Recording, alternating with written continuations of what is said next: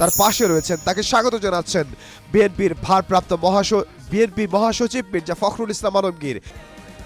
এই মুহূর্তে আমরা দেখতে পাচ্ছি বিএনপির ভারপ্রাপ্ত চেয়ারম্যান জনাব তারেক রহমানকে।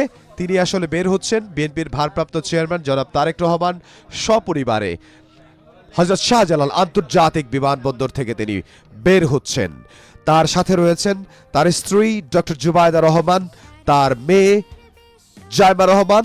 তারা আসলে একসঙ্গেই লন্ডনের হিথ্রো বিমানবন্দর থেকে সিলেটে পৌঁছান এবং সিলেট থেকে ঢাকার হযরত শাহজালাল আন্তর্জাতিক বিমানবন্দরে এসে পৌঁছালেন এবং হযরত শাহজালাল আন্তর্জাতিক বিমানবন্দর থেকে তারা এখন বের হচ্ছেন।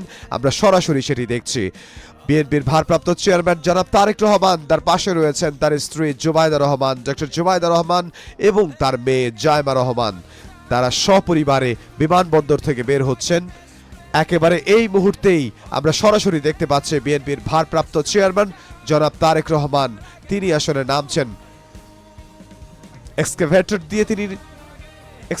দিয়ে তিনি আসলে নামছেন এবং তিনি বিমানবন্দরের বাইরে বের হওয়ার জন্য এবং তিনি গণসংবর্ধনা যেখানে তাকে দেওয়া হবে সেখানে তিনি যাবেন একটু পরেই।